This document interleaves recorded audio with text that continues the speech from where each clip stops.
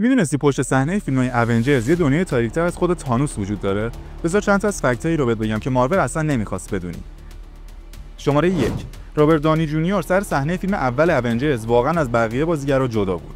میگفت چون مردآهنی یه نابغه مغروره خودش رو از بقیه فاصله میداد تا حسش واقعی‌تر بشه.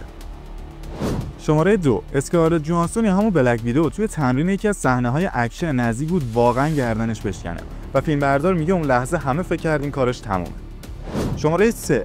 مارول برای اینکه هیچکس پایان اندگیم رو نفهمه 5 نسخه مختلف از آخر فیلم ساخت. حتی خود کریس ایوانز هم نمیدونست کدومش قراره توی سینما پخش بشه. شماره 4. بعد از مرگ تونی استارک کل تیم بازیگر سر اون صحنه واقعا گریه می‌کردن. نه به خاطر نقش بلکه چون میدونستن رابرت دانی واقعا قراره خدافظی کنه.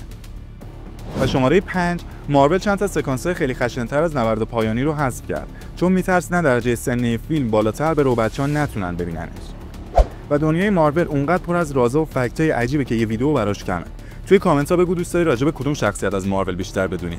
و لایک و ساب یادت نره.